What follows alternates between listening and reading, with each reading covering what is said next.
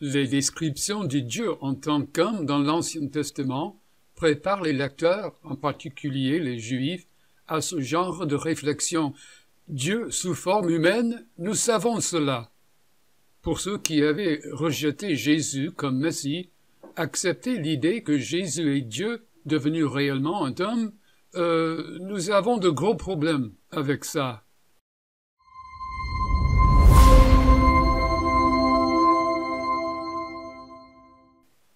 L'évangile de Jean, chapitre 1, verset 1, affirme que Jésus est la parole du Seigneur et que cette parole est Dieu. Certains vont faire la gymnastique pour retourner ce texte en arrière, essayant de faire de Jean une sorte de platonicien ou de néopythagoricien, ce qui est une idée anachronique, sinon une sorte de philosophe païen ou amateur.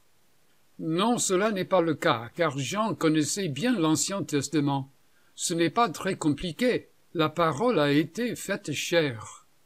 Ceci est important, car dans l'Ancien Testament, c'est un fait que Dieu se montre visuellement en guise d'être humain. Et dans certains cas, comme dans le livre de Jérémie, c'est même tactile. Jérémie 1,9 se lit « L'Éternel étendit sa main et toucha ma bouche ». C'est tout autre chose, cependant, de dire que Dieu est devenu un homme et est né d'une femme se déplaçant dans la filière génitale. Dire que la parole a été faite chair, cela fait monter la barre. Les descriptions de Dieu en tant qu'homme dans l'Ancien Testament préparent les lecteurs, en particulier les Juifs, à ce genre de réflexion. Dieu sous forme humaine, nous savons cela. Pour ceux qui avaient rejeté Jésus comme Messie, accepter l'idée que Jésus est Dieu devenu réellement un homme, nous avons de gros problèmes avec ça. L'idée de l'Ancien Testament de Dieu étant en même temps est un homme, est une divinité, se voit dans ce que le Yahvé invisible est présent partout et que Dieu se rend quelquefois visible sur terre. Cela a préparé les gens pour comprendre Jésus. Le livre de Jude, verset 5, se lit comme suit. « Je veux vous rappeler, à vous qui savez fort bien toutes ces choses, que Jésus, après avoir sauvé le peuple et l'avoir tiré du pays d'Égypte, fit ensuite périr les incrédules. » Attends une minute. Qui a délivré Israël d'Égypte? Fut-il Elohim, Dieu, Yahvé, l'ange de la présence, ou Jésus? En ce cas, c'est un écrivain du Nouveau Testament qui applique des passages et des pensées de l'Ancien Testament à Jésus. Jean 17, verset 6 se lit « J'ai fait connaître ton nom aux hommes que tu m'as donnés du milieu du monde. » C'est ce que nous appelons la théologie des noms. Cela ne veut pas dire que Jésus ait dit « Regardez, quand je suis arrivé, j'ai enseigné à tout le monde quel était le nom de Dieu. » Car eux, ils connaissaient déjà ce nom, car ils lisaient la Bible hébraïque. Le nom, Yahvé, s'y trouve quelques 2000 fois.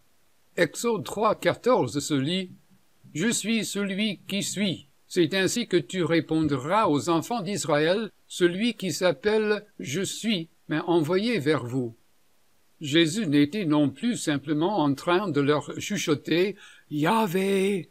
Alors, de quoi parlait Jésus? Si Jésus ne leur chuchotait pas « Yahvé », alors de quoi parlait-il? Il parlait de ce que Jean a écrit ailleurs dans son évangile « Celui qui m'a vu a vu le Père », car Jésus était le nom incarné. Jésus a prié dans Jean 17, verset 6 « J'ai fait connaître ton nom aux hommes que tu m'as donnés du milieu du monde », et dans 17, verset 12 « Je les gardai en ton nom ». Jésus disait, en effet, « Je leur ai montré qui est Dieu en vertu de ma présence parmi eux, car je suis le nom. » Jésus a dit dans Jean 10, 38, « Le Père est en moi et je suis dans le Père. » Rappelez-vous comment Yahvé a dit que son nom était dans son ange. C'est une matrice d'idées. Quand Jésus dit ces choses et que les auteurs des évangiles les ont écrites, il y avait déjà un cadre en place pour que les auditeurs juifs puissent traiter ce qu'il leur disait.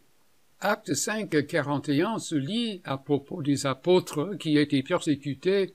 Les apôtres se retirèrent de devant le Sanhédrin, joyeux d'avoir été jugés dignes de subir des outrages pour le nom de Jésus. Ils ont souffert pour Dieu, oui, mais aussi ont-ils souffert pour Jésus. 3 Jean, verset 7 se lit « C'est pour le nom de Jésus-Christ qu'ils sont partis sans rien recevoir des païens. » Le Nouveau Testament fait référence à Jésus de la même manière que l'Ancien Testament se réfère à Dieu, car Jésus est le nom. Rappelez-vous le cavalier sur les nuages, qui était une description courante du dieu païen Baal, dont personne ne doutait qu'il soit une véritable divinité, non pas une sous-divinité, ni une partie divinité, ni un ange. Jésus n'était pas du tout ce que les témoins de Jéhovah disent de lui, ni ce que les unitariens pensent de lui, qu'il y ait une étincelle de divinité en Jésus, ni que Jésus ne soit un ange et non pas Dieu. Non, ce n'est pas ce que dit le texte. Revenons à Daniel. 4 fois, les prophètes parlent de Yahvé en tant que celui qui chevauche sur les nuées. Les écrivains bibliques n'emploient cette description que de Yahvé. Habakkuk 3, 8 se lit « L'Éternel, Yahvé, que tu sois monté sur tes chevaux, sur ton char de victoire. » 4 fois, les auteurs bibliques prennent ce titre du dieu Baal et l'appliquent à Yahvé. Dans un 5e cas, dans le livre de Daniel, celui qui monte sur les nuées n'est pas Yahvé, il est un deuxième personnage. Dans cette vision de Daniel, l'Ancien des jours, qui est Dieu, est déjà assis sur son trône. Daniel 7, 13 et 14 se lisent « Je regardais pendant mes visions nocturnes, et voici sur les nuées des cieux arriva quelqu'un de semblable à un fils de l'homme. Il s'avança vers l'Ancien des jours, et on le fit approcher de lui. On lui donna la domination, la gloire et le règne, et tous les peuples, les nations et les hommes de toutes langues le servirent. Sa domination est une domination éternelle. » Ce passage effrayait les rabbins, car dans la période intertestamentaire, ils connaissaient très bien leur Bible hébraïque et ils savaient que c'est une description de la divinité. Mais ici, la description de la divinité ne s'applique pas à Dieu, mais à quelqu'un d'autre. Elle s'applique à un certain être humain. Ce texte de Daniel 7 est un passage clé pour le concept de 2 puissances dans le ciel. Elles ne sont pas une bonne puissance et une mauvaise puissance, ce sont plutôt 2 Yahvé. Ainsi, l'idée qu'il y ait 2 personnages de Yahvé dans le ciel faisait partie de la théologie juive jusqu'à ce que Jésus soit venu. Dans l'évangile de Matthieu, chapitre 26, voici la fameuse confrontation entre Jésus et le grand prêtre Caïphe dans un procès simulé.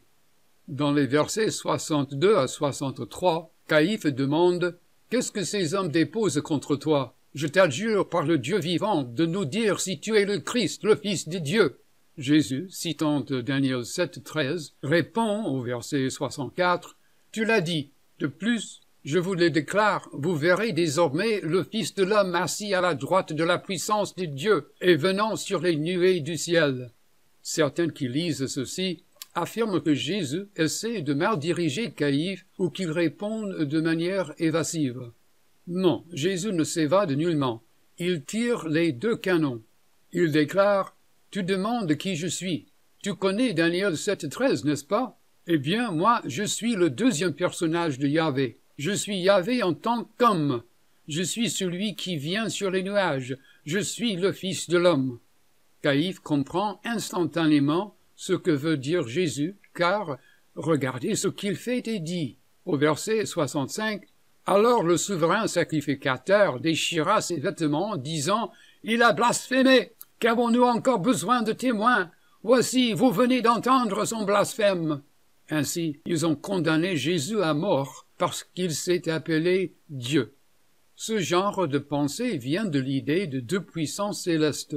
Ce concept a préparé la communauté juive à comprendre ce que Jésus allait dire et faire, et elle a préparé tout le monde à écouter les apôtres, surtout chez les Juifs qui pouvaient raisonner à partir des Écritures sur qui était Jésus, sur ce qu'il a fait et sur pourquoi il est venu. Dans son livre « Two Powers in Heaven », Alan Segal explique à partir de textes rabbiniques anciens comment, après environ l'an 100 de notre ère, Après la naissance de l'Église primitive, la communauté juive déclara que l'idée de deux puissances est une hérésie. Les rabbins ont déclaré que ce point de leur propre théologie était une hérésie afin de se protéger de l'apologétique chrétienne.